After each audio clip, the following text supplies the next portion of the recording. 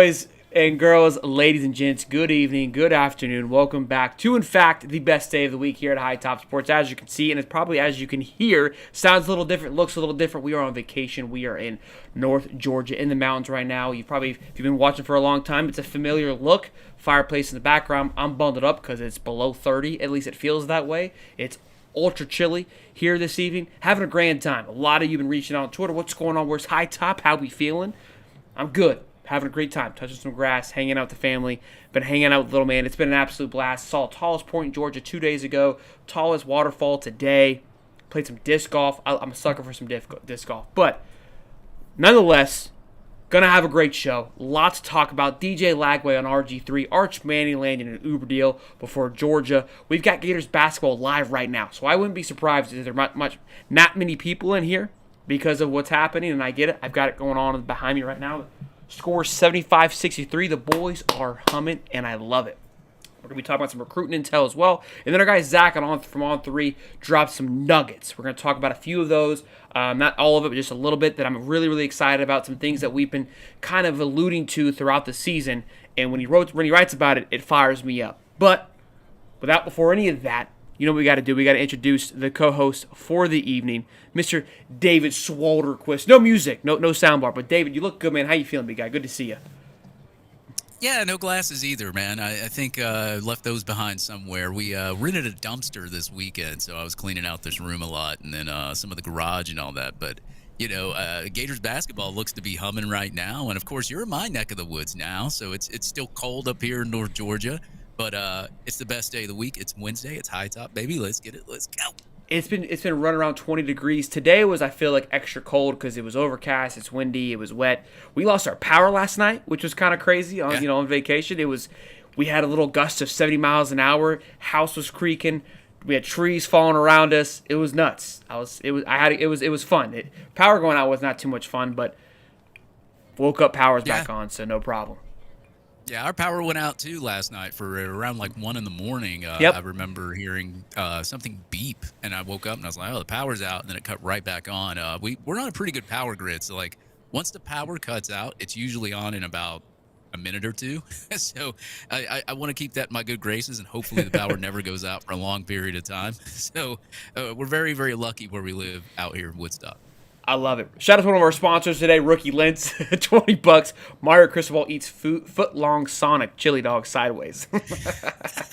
Our man Rookie there showing some love. Ricky, thank you for the $20, man. I appreciate you, bro. Good to see you, man, as always. Good to see you guys in the chat. We got Q Lee, Mama S. Beck, Lucky Chucky, Ronnie Williams.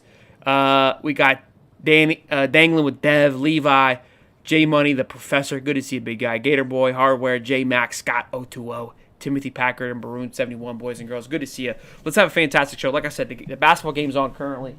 Florida's looking pretty solid. We're going to talk a little Gator basketball because obviously on Saturday they played. We were unable to talk about that afterwards. Hey, Friday I'll be back home. We'll be back in normal routine. Saturday we'll be doing a show. Monday we're going to have Reggie Nelson on.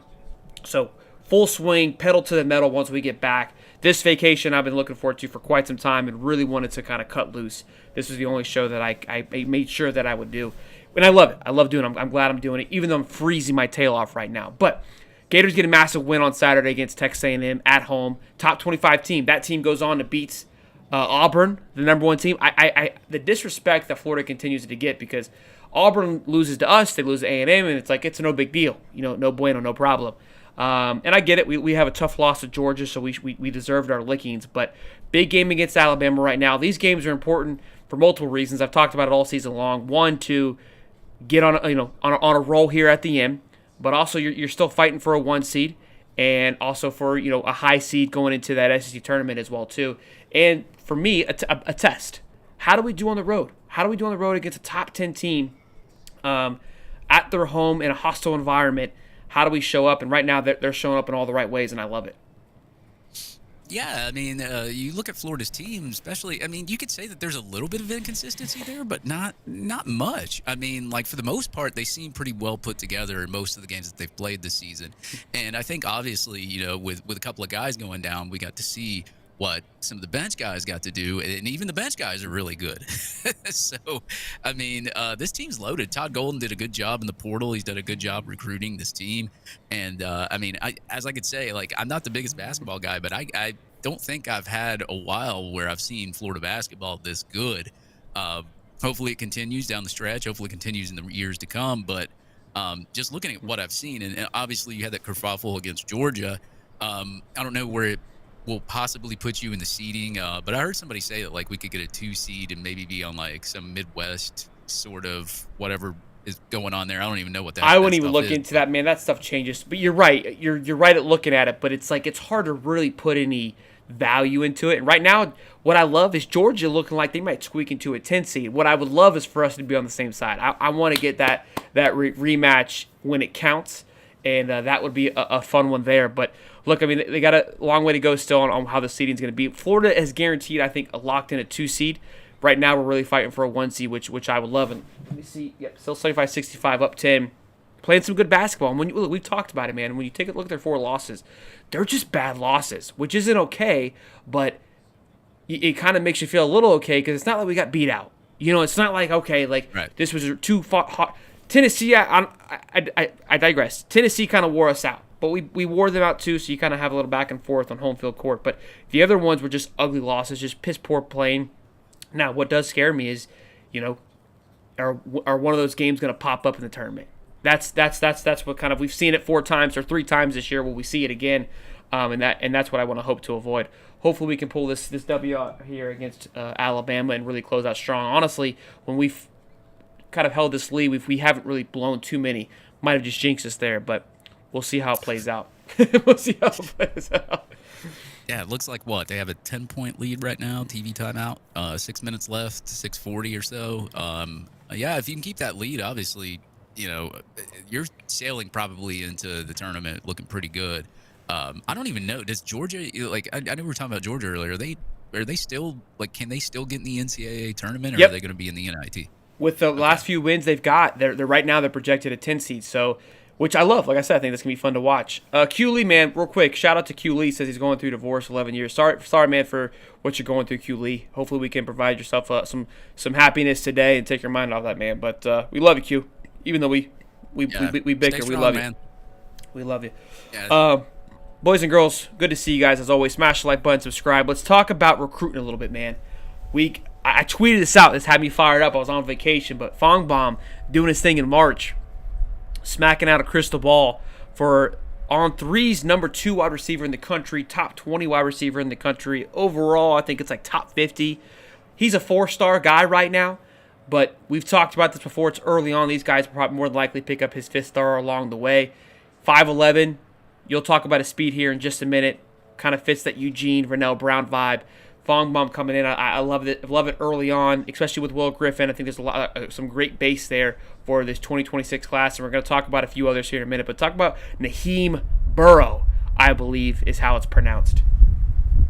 Yeah, man, he's a really big track guy. Ran 10.6400 meter, a 22.41 200 meter, and a 50-second 70.7 400 meter, according to Andrew Ivins there of 24/7 Sports. Looks like he's got about 11-inch hands too, so there's some big mitts that he's got on there too. And apparently, he's already confirmed to be at the Under Armour All American game on the roster. So you know, when you get those early invites to the Under Armour All American game, especially this early in the cycle, that means you're a pretty good player right off the rip. So I know that I think I saw a tweet that he had put out earlier was actually upset that he went down in his ranking. And I'm like, well, you're already a top 50 guy. I'm pretty sure you're going to go back up depending on how you play this season and everything else. So at the end of the day, man, like, and I said this about Dallas Wilson and Vernell Brown. I know a lot of people were saying, oh, well, Dallas Wilson lost a star just because he didn't compete in the Under Armour All American game. That takes nothing away from his skill. I mean, I still have him as 5-star, still have Vernell Brown as a 5-star player.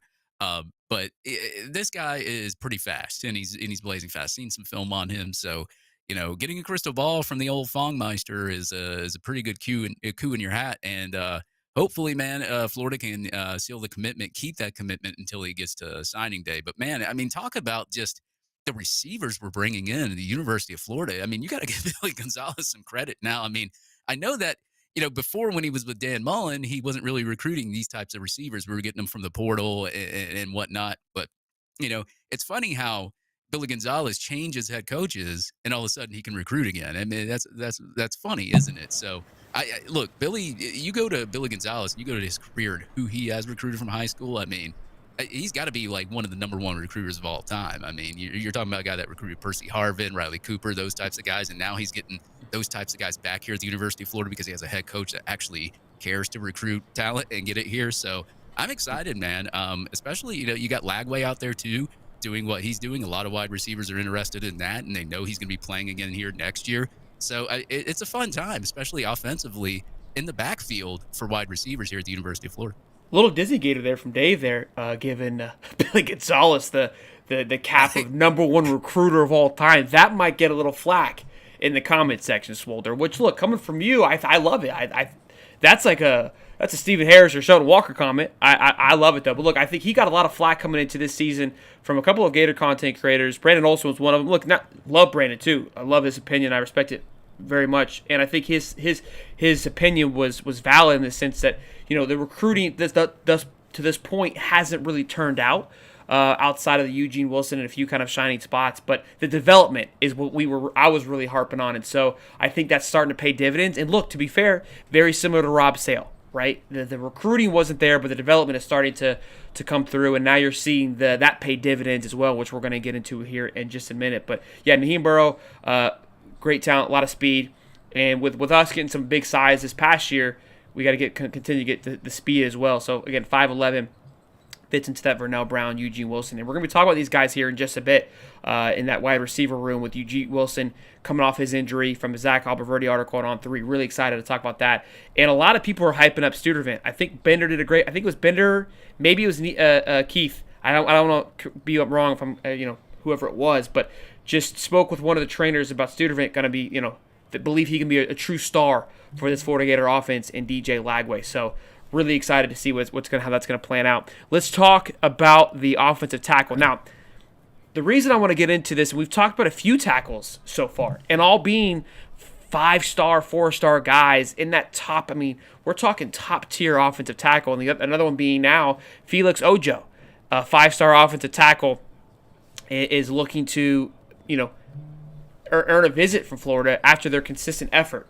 And so again, this goes back to what I've been saying this entire time. We haven't got confirmation, or I don't know if you've heard anything, or maybe I've been on vacation for too long on whether or not he's staying. I mean, he hasn't left yet, but we can obviously assume that he's taken a demotion in the sense that Russ Callaway gets the nod for offensive coordinator. I've been seeing a ton of recruits tagged to Jonathan DeCoster, which was obviously he was brought in as a second offensive line coach.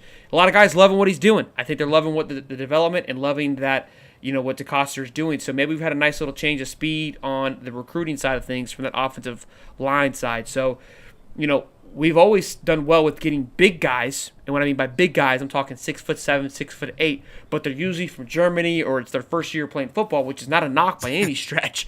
But we're kind of digging through the rough here, and so now we're getting some guys. And the reason why I love these guys is because what we're seeing now is all these guys that are coming up, they're in their third year, right? And we saw it last year with Jordan Seaton out of Colorado being able to have an impact right away. Did he have some holes? For sure.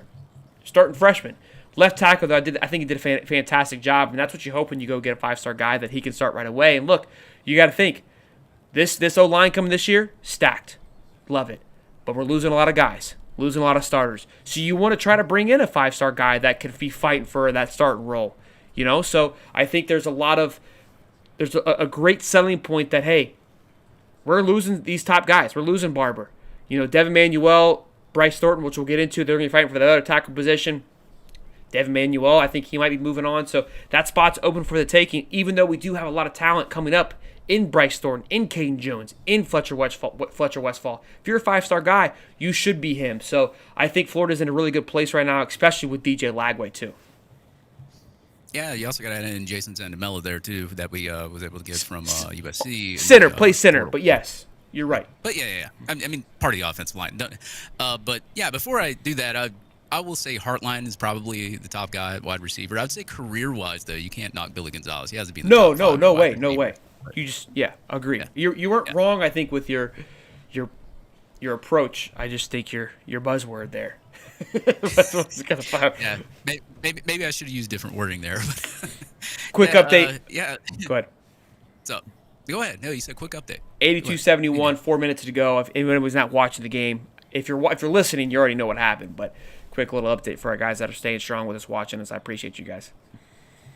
Yeah, I mean, Felix Ojo, I mean, a guy obviously from Texas, is another one of the Texas guys. And, of course, Florida hasn't done too bad in Texas. I won't say that they've done great, but they haven't done too bad in Texas. Obviously, you're getting DJ Lagway, a Texas guy, and there's a couple of other guys there from Texas, too. You had committed, I think, a couple classes ago. Some of them decommitted, some of them stayed.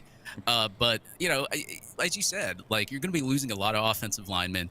And the thing with Rob Sale, and look, if they sent DeCoster out there to recruit over Rob Sale, then I am happy 100% because I don't think Rob Sale did a great job at all when it came to getting relationships with the higher star rated guys. And that's not to knock the guys that are on our roster because they could be really good too.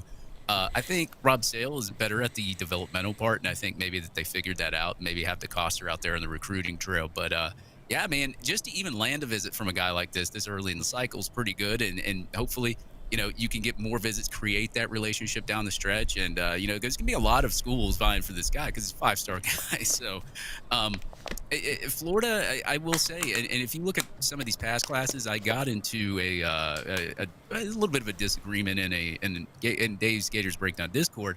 A lot of our classes are like top 10, maybe number 9, number 8. I think we got number 7 with a portal the year before. But, you know, if you replace those with just a higher star offensive lineman, that's easily a top 5 class. So, Agreed. you know, and look, that's like, I hate saying that because it seems like I'm just trashing whoever we got at offensive line. And I'm not saying that. I'm just saying on a star level, if you go by like recruiting rankings, you know, you bring in maybe a 4-star or 5-star guy here or there on the offensive line, you know, you're going to get into that top 5. So I think Florida's done a very good job everywhere else. Maybe tight end, get another skilled tight end. I think they've done okay at the tight end department. But as far as like every other position, I think they've done pretty well. It's just the offensive line, the tight end, that kind of stuff. So if you can shore that up, I could see Florida's classes getting into the top 5 and, you know, getting Tavares Dice last cycle was a feather in the cap. Yeah, 100%. Was going to say that. Yep. Yeah, we're not used to seeing that at all. So I mean, getting him and bringing him in at the last second was really good. So Florida does have some talent in the offensive line on star level. Fletcher Westphal, I've heard big things about him this offseason, and Corey Bender even had an article up about Fletcher Westphal. I sent to his dad, and really can't wait to see him, you know, behind the offensive line there, and when he starts to get playing and all that. So I mean, we got a good future there at offensive line. It's just, I think, you know, maybe some pieces need to put it, and you never know what they're going to do in the portal too, because I think the spring portal period ends this year, so now you're only going to have the one fall, winter portal, or that which one I portal like. period in December. So, yeah, so now people won't be canceling their spring games and worried about people. Just about to say that. Yeah, look, so we'll get a lot more spring games next year. I think it'd be a good point where, like, look, not a knock to the guys we've got on the O line, and again, when you get a big 5-star guy or 4-star guy, it's not, you know, Najee Harris. I always go back to him. Again, he was one of our lowest rated recruits. 3-star guy has been a catalyst of that offensive line. So it's not like they're lesser. Look at Jake Slaughter. Exactly. Not like they're lesser. They may just take a little bit longer to kind of get going sometimes. And next year for sure, you know, to continue on with hopefully the success we're able to build on this year, you know, you want to be able to have guys you can plug in and be impactful right away, and a 5-star guy I think will be able to do that. So great stuff there. Let's move on from the recruiting here. Quick little, I love this, my man Levi, and we'll go ahead and get the little ad read in. Got my FOCO order shipped today. We talked about this last Wednesday, rocking the overalls. No overalls right now or my nipples will be chafed, so I can't do that. But for moving on, we'll be rocking FOCO gear for the remainder of the next month or so. They're sponsoring our show for the next couple months. Super pumped to be partnered with them. They sent us some incredible gear. If you haven't seen what they sent us, go check the last episode. And if you haven't watched that last episode with George Combs, what are you doing? Because that show was incredible. But check out FOCO. Everything from, they got shoes, bobbleheads, overalls, hats, just all kinds of, just everything you want Florida-wise right now.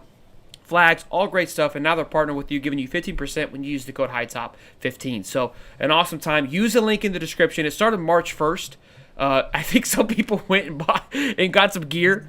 I'm also doing a giveaway for anybody who orders merch from FOCO. Send me an email. Make sure you get this right.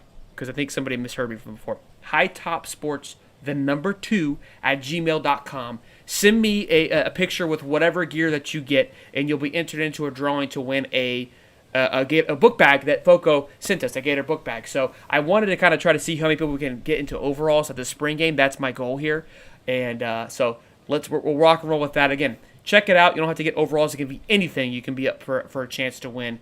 But if you want to come be part of the boys for that spring game, get yourself in some Foco overalls. Let's give you a quick update on the score. 87-76, 3 minutes to go.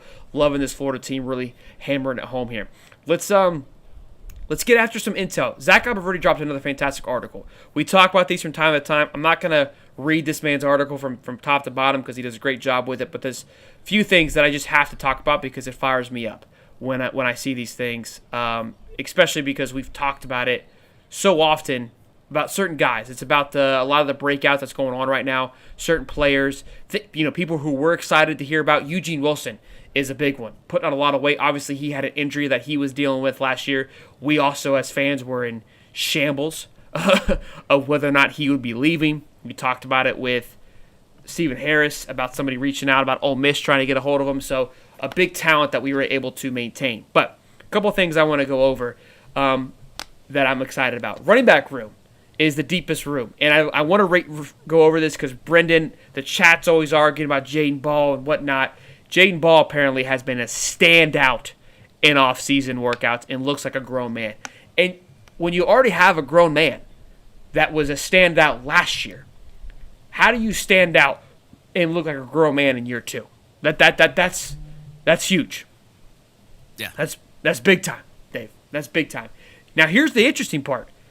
Coming in number 2, he says Jacoby Jackson, which is who Brendan loves, who runs hard. Our Frank Gore lookalike, in the words of Stephen Harris, is coming there. And then you got Katie Daniels and Trayon Webb. Trayon Webb, again, is coming off an injury as well. So he beefed up a lot last year. I think he looked phenomenal before his injury. So that running back room, I think, from 1 to 4 is really wide open. But Ball really took the cake last year, in my opinion.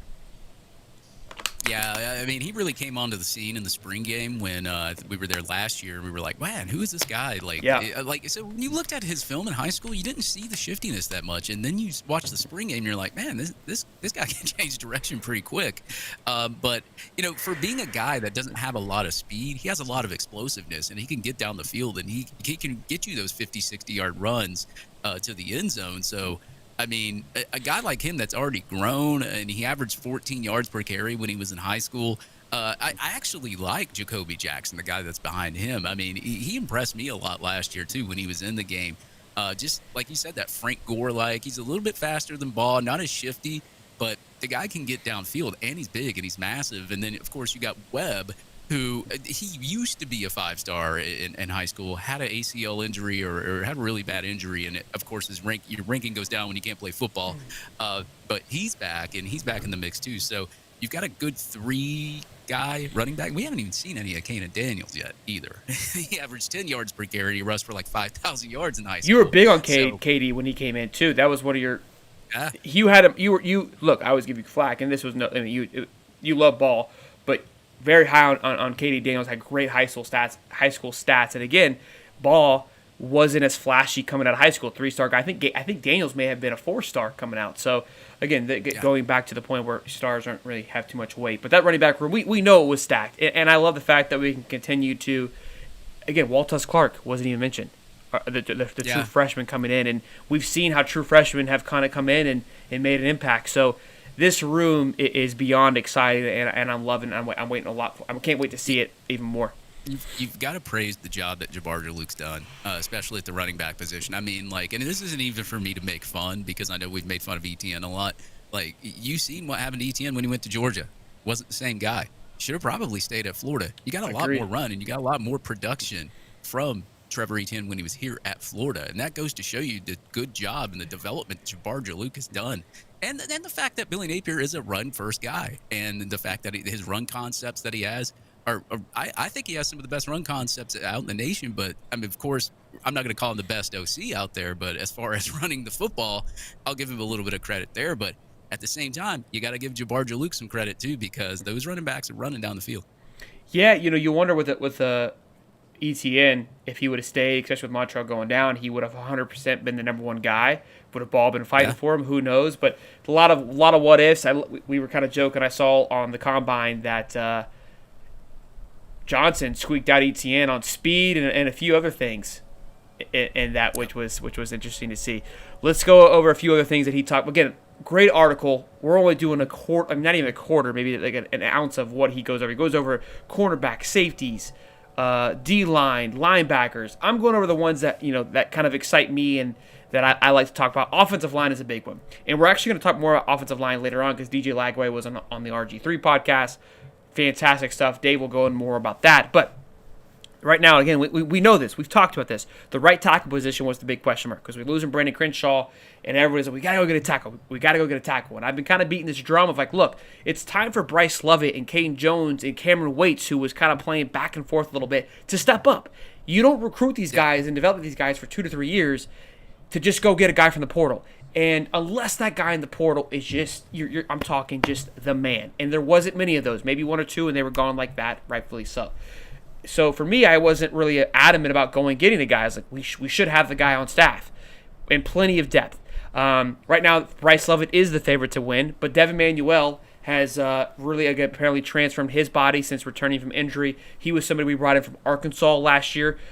He was somebody who played a lot in the beginning. I feel like they misrotated him and Barber and that Crenshaw. There was a lot of confusion early on in the season, and they kind of found its way. But remember, Manuel he didn't play, and thankfully Barber was able to stay healthy, and he wasn't needed. But somebody, when he was brought in last year, we were pretty high on, given the fact that he had a ton of SEC experience in that tackle position. So I think we're in good places. And then also, too, Big Rod, somebody who has been battling with that center or guard, seems to be really focused on the guard position this year based on this, with Jason Zamadella, who was recruited as a center. So I love that for Big Rod because I think he's been a great team player.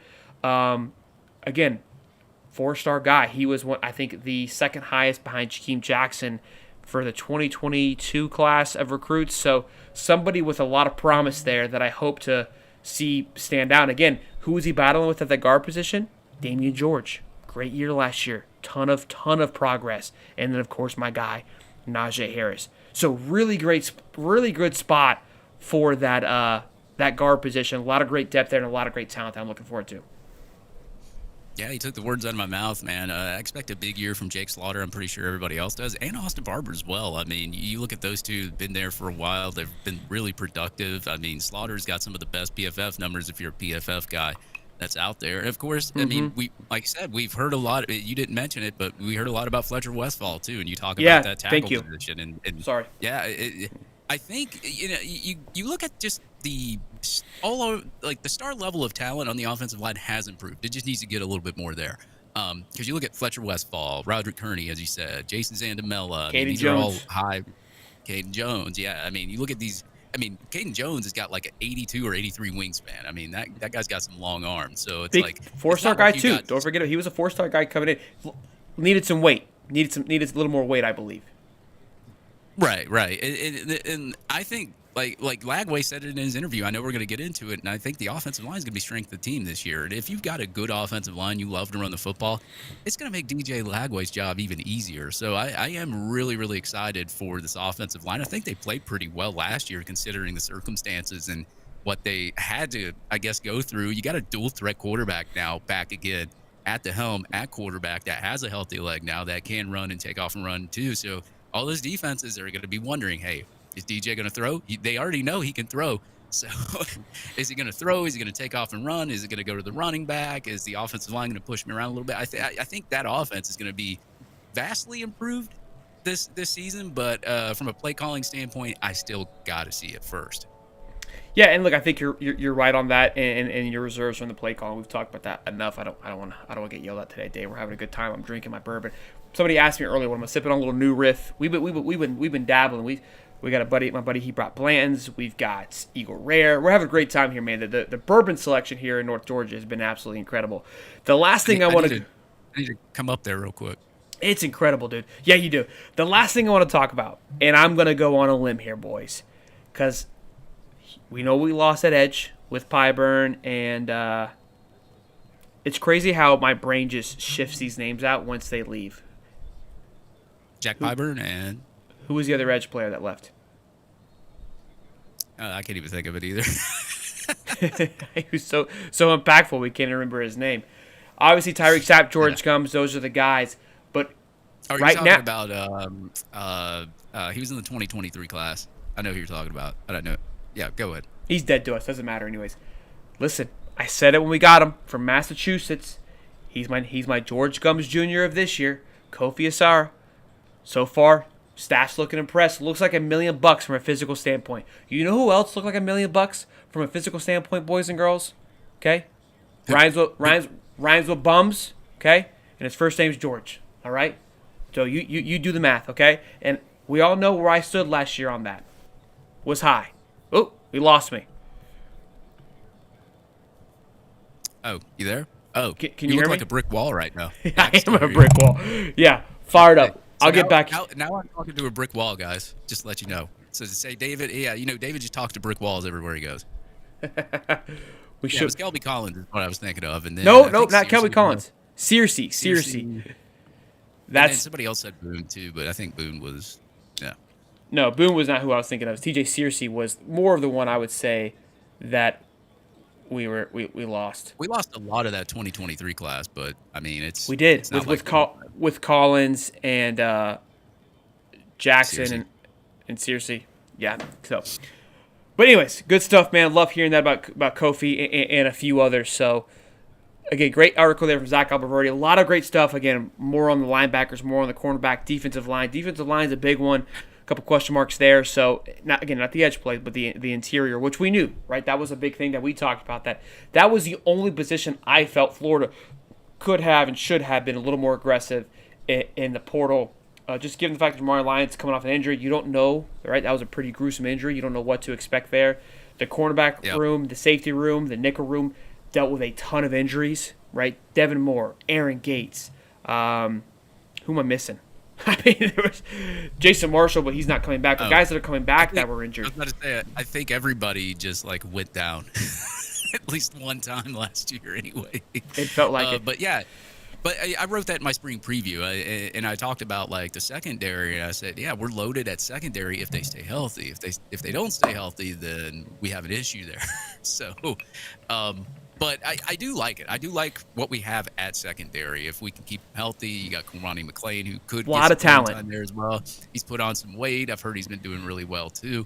So we'll see. I mean, Nick even said on Stadium and Gale he's in the 23-mile-an-hour club. So he's got some speed now. He's got some wheels, and he put on some weight. So I saw on the Discord, Cam Parker dropped the dates. We got some practices starting. Do you remember those dates? It's Thursday. Tomorrow, right? Yeah. Tomorrow it'll be March the 6th. Billy Napier should be talking to the media, and then I think on Saturday, I think March the 8th, they're going to have Rob Sales, some other coaches, and some players as well. So it's going to be a loaded end of the week. So all you folks will perfect get a lot of time to stream come home and be rocking and rolling. And then, hey, look, we got boots on the ground from camp, so it looks like Florida's going to win the game. No, easy. 92-87, 40 seconds to go is from what I'm seeing. And it looks like we're missing free throws once again. So don't do that. Don't be saying that too quickly. Got a doozy here left to go. All right, let's go. A couple more articles or a couple more things we want to talk about. This was great here. Danny Kanell, whatever his name is, always just popping off with some nonsense, and it just so. Greg say I love the fact because Danny Kanell, we argue with him, and he gets away with just being this clown on social media. And look, I mean, for me, if I'm Danny Kanell, whatever his name is, the guy had I would say, a legitimate platform. He's on 247. You know, he's an analyst, but he's becoming very controversial, and I guess that's kind of the new wave, right? Very, very Paul Feinbaum-ish. I would say that it's just like, how can I make sure someone's looking at me at all times? It's just attention grabbing. And don't we all? I guess we do. But there's just like this gross, like his tinfoil hat that the SEC gets this love and treatment because the ESPN. I mean, I've talked to Steven about it as well too. I understand the frustration, but Danny calls out that the SEC is overrated in reference to basketball because obviously basketball, the SEC, we've clearly they've taken over every sport, which was once owned by the ACC, which in reality was owned by two teams, but whatever. It was more Big East, in my opinion, but neither here nor there. And so Greg Sankey, the SEC commissioner, I love that he responded. You got a business guy, suit and tie, getting down on the nitty-gritty, just hitting him with a cold, hard facts. Unfortunately, that's exactly what Danny Kanell wants. People are going to go now ask him, like he's just building off of him being an absolute buffoon. Good for him, I guess, if he wants to continue to do that. Someone's going to continue to pay his bills for outrageous claims, so I get it. But Danny Kanell was talking about that. And look, we've talked about this. We've had, the SEC had some struggles in the last couple of years in the tournament, but so far we've dominated. And this is what Greg Sankey says. He tweeted out. He goes, just help it explain why the SEC is overrated. 30 wins, 4 losses versus ACC. Wow. 14 wins, 2 losses versus the Big 12. Oh my. 10 wins, 9 losses versus the Big 10, who I believe is another, I would say, a power conference in all things, which we know. And then in 185 wins to 23 losses in non-conference games. I confess, at SEC teams have a 500 record in games after January 4th, 25. Sure, let's go with overrated. So again, the SEC just beating up on one another, which we've seen kind of all year. Sorry, I think they just hit a big 3 and I'm in shambles. Yeah, up by 4 with 20 seconds to go. So again, the SEC just beat each other up. Look, the SEC's got to go out there and dominate them in the tournament. I think that's something that the SEC has not done a good job of in the last 2 years. I said it to Stephen Harris the other day. So I get what he's saying, but regular season the last 3 years, the SEC has done their job. When playing out of conference, they've won, and then, you can argue and do what you want internally, but we haven't done our job in the tournament, and we need to go. We need to have, I would say, worst case 2 in the Final Four. I almost want to argue 3, to be honest with you. I think if you're going to have, you're fighting for 3 1 seeds in all reality. You could have 3 SEC teams as a number 1, and if that's the case, you should have 3 1 seeds, and you might have 3 1s and maybe two 2 seeds. So you gotta go back up what you've been doing all season long and handle it and put Danny. But Danny's like a roach. That guy's never gonna die. I can't. It's fun to watch. I just love the fact that the suit and tie stepped in and kind of squashed him like a bug finally. Well, I'm going to do the chat a favor. I'm going to go ahead and call Danny Kanell a bitch boy because somebody in here called him that, and that's exactly what Danny Kanell is a bitch boy. It's like he's like the girl version of doing commentary when it comes to the guys, like the wussiest guy in the whole group. He's that person. So like when it comes to like doing commentary, he's the girl of the group, just like the ACC is the girl of all conferences. So of course he's going to sound like a girl and complain and bitch like a girl, but that's what Danny Kanell is. So, of course, you're going to hear it from him anywhere on Twitter. And, of course, he likes the attention. So he's trying to get all the attention he loves it.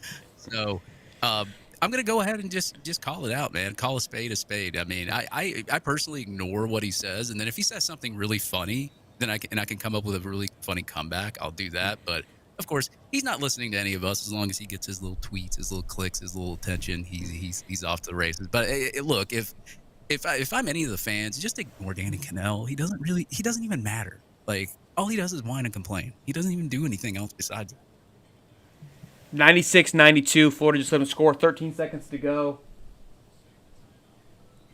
It's over. Yeah, fouled him. We should be good. All right.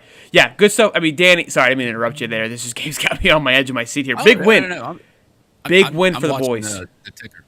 Yeah, big win for the boys here on the road. We'll talk about that once it's fully closed. Let's talk around the league. I'm going to pass it to you now, Dave. You're in charge here. DJ Lagway was on the RG3 podcast. Awesome stuff. Love this content that we're able to get. And you were telling me beforehand, RG3 kind of asked a lot of basic questions, and he did.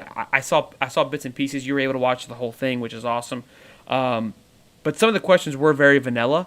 But I liked it because you could tell RG3 was asking from a very genuine place. He's not as intertwined with Gator football with DJ Lagway, so he genuinely wanted to know. And I think you could tell that the answer we got from DJ Lagway was very genuine. It didn't feel, I don't want to say robotic, but when he's talking to Florida press and he's talking to us and having these conversations, he kind of gets repeat questions, and so you kind of put together your perfect response. Where I felt this was. RG3 did a good job making it feel comfortable. It's cool to see DJ in that light. I think this is the pro. These are one of the pros. I always like to kind of notate the pro of NIL, the access that we get to our players. Something like this, I mean, think about it, like we've never seen before. And so to hear him talk, to see this kind of press is great. But let's talk about some of the bullet points that he had. And again, coming hearing from your starting quarterback going into next year, you got to be fired up about it, Dave. Yeah, and I think I listened to it. It's about a 35-minute interview. I was actually working out in the gym listening to it. And I think the biggest takeaway that I got from that interview, I guess, with one of the questions he was asked was the fact that, like, he asked him what position is he excited about most of the season. He didn't ask him, like, because Lagway's not going to trash anybody on the team or say, oh, we're going to suck at this position or anything else like that. He asked him, what is the best position? He said the offensive line. And we just went through the roster in the offensive line. I mean, this offensive line, especially to stay healthy, I mean, I think they can compete with anybody in the nation. And he even gave his check of approval towards the offensive line as well. So he kind of goes and delves into talking about that. He also, there were some other questions about what he bought with his NIL, and it was a Mercedes. He also talks about the sack numbers that he had and how he was playing on one leg, and it contributed to some of the sack numbers. And when he had first got to Florida and like his first ever practice, because he had to catch up to the speed of the game, they talked about high school and college, the difference between high school and college a lot in that interview. And he talks about how, he entered college and in his first practice, he threw 4 picks. So he's just like, all right, I got to get into the film room and work. And that's kind of like the speed it is for a lot of those players and from high school to college. And he even said he doesn't really, I mean, he knows some of the playbook, but he doesn't know it all yet. So we saw DJ Lagway last year play with what he had, but not even learning most of the playbook. I mean, he was just thrown out there as a true freshman. And of course, he praises Graham Mertz for obviously, teaching him the ways around campus and how to improve your game and stuff like that. It's a really cool interview. And I thought that it was too, I thought they got into too general conversation. I would have liked to have learned a little bit more in depth of stuff. But it is a really, really good interview if somebody, wants to sit back and relax. And of course, I clipped something from the interview where he kind of trashes Florida State. I don't think he really meant to trash Florida State because he was being honest. Because, I mean, look, I think a third of their stadium was taken out because of renovations, but like none of their seats were full. And if you go and you look at like one of the videos that somebody took of the team running out of the tunnel, Lagway's like giving him high fives and stuff coming out of the tunnel. There's nobody in the bleachers, dude. There's probably like maybe 200 people in the bleachers. So RG3 asked him, he's like, hey, would you rather, have a capacity crowd just cheering for you and win, or would you silence an away crowd? And he said, silence an away crowd. And then RG3 says, it's probably Florida State. And then he said, no, it was already quiet when we got to Florida State. So it was kind of an underhanded diss, but at the same time, he was telling the truth. I mean, there was nobody there. So, that's that Lagway swagger. He just does it nonchalantly. Yeah, you only win 2 games. There's probably not going to be anybody there anyway. They're going to know they're going to get their butts kicked. And, of course, that's what Florida did in that game. Obviously, I would have liked for them to score more points. It was only 31-11, but hey, you won against Florida State. I'm not going to complain. And you sacked the quarterback like 1 million times, and they had 1 million fumbles. So, W to W, again, great interview with RG3 and DJ Lagway. Fun to hear him talk. I saw him talking about Graham Mertz, and it was cool because he said Napier came to him and said, hey, you're going to be, working with Mertz. I think it's going to be good for you. And DJ said, I don't know how this is going to work out. And he goes, look, man, once I got there and just saw his professionalism and the way that he broke down plays and the way that he broke down his game day and his process and what he goes through, he goes, Graham Mertz was a huge component to my success. So loved hearing just that growth and that maturity and something that he'll be able to pass on to Will Griffin and Tramell Jones eventually. So that was cool.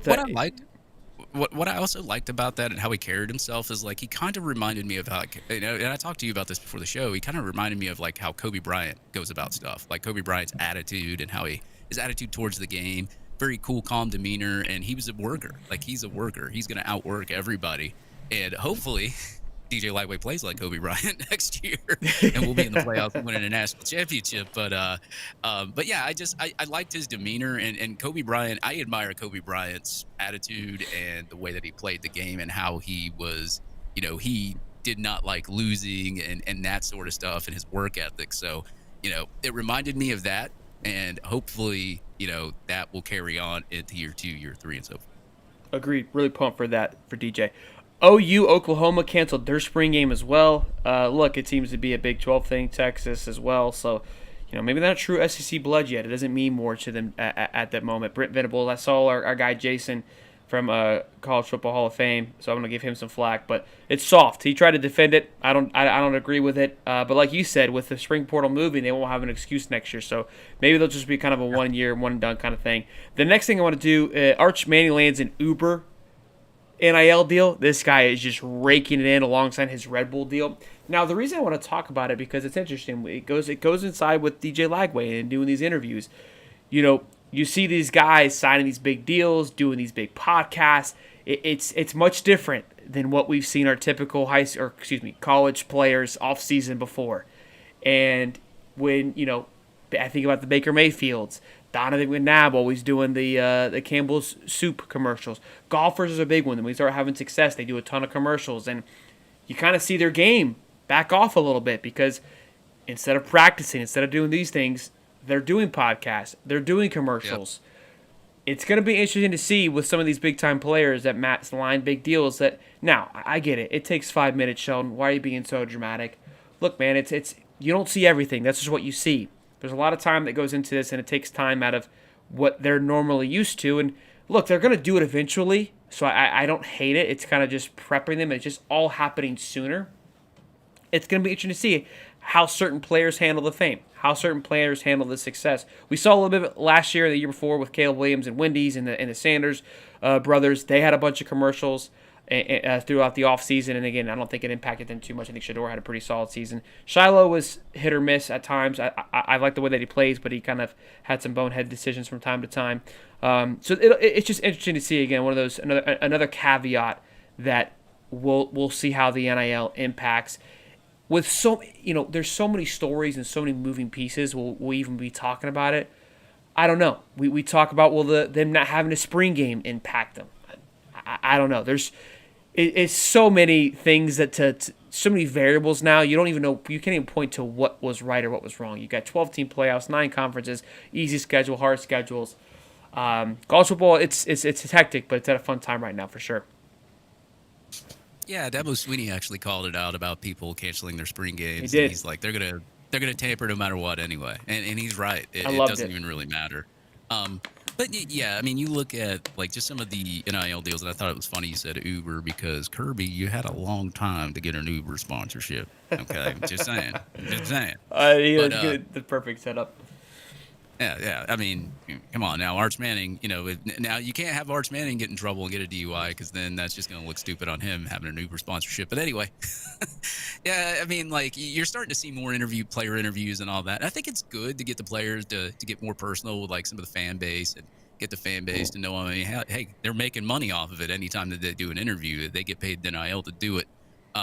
So I mean, I think it's good for the fan base. I think it's good actually for the player too to like just kind of be able to relax a little bit, get away from like maybe some of the class work, maybe some of the practice, get able to get on a show and have some fun, do an interview. Agreed. Yeah, I think it's fun for everybody. So I think it works out. Of course, there's some things and kinks you got to work out with NIL, and now you got canceled spring games, which is awful, especially for the fan. But I don't know, man. I have mixed feelings about it. Like I said, the NIL can get crazy. I think some of these kids get paid way too much for what they are, and they've already got like Arch Manning on like the I think I saw some power ratings today. He was like number 1, and he's only thrown for like 900 yards and against like nobodies. Just like he hasn't even played a hard team yet. Lagway played like a top 20 team and a top 10 team, and he's all the way at the bottom. How does that work? So I don't care too much for power rankings. I don't care too much for what other people say. I always go to by my own assessments. I think Arch has a chance to be good. I still have to see it. I mean, he's going to have a boatload of talent around him at Texas, and I want to see. I want to wait and see what happens when he plays like a top 10 team, top 25, so forth, and that. I don't want to see him play UTSA and put up like 500 yards and nothing like that. So I want him to be good. Him being good is good for the sport. Could be. I feel like he's coming in with a ton of pressure, as a lot of these guys are. I think Lenore Sellers probably is somebody that has not as much hype, but I saw a post about that, and again, a lot of that comes just with what they did in high school and how it leads into it. Obviously, DJ has a ton of hype. Nussmeier has a ton of hype. Arch is obviously, I would say, the biggest. The name is absolutely massive, and being a perfect rating and all those things. So I hope he's successful. I want him to be good. just not as good as DJ Lagway. That's all that I hope for. That's right. But that's all I want. In the interview with DJ Lagway too, I love this part that I want to go over because he talked about how them rallying around Napier when Napier was getting a lot of heat. He goes, look, we felt disrespected, one for our coach and one as a team. And again, this is what I always revert back to.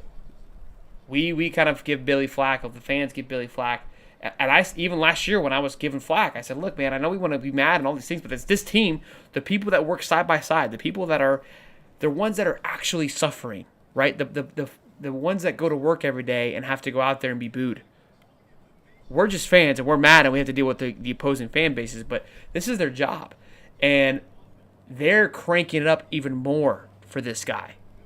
Speaks a lot of volumes. Speaks a ton of volumes that it's not a statistical number that you can see on the paper. It's not a number that's going to show on the offensive coordinator chart. It's not the number that's going to show up in total yards for a season. It's not a number that's going to show in offensive ranking. And I think it's powerful, and I think it's something Mullen did not have. So this is where I always look. I've already kind of made my helm after he was crying after the senior day. I'm all in. We know that, but just hearing DJ kind of reconfirm that again, that's your guy, that's your leader. A top talented player is all in on Billy Napier. Us fans got to lock it in. We got to quit with the nonsense. That our guy that we love DJ Lagway. The people that hate Billy Napier love DJ Lagway. The guy you love loves Billy Napier. So lock it in.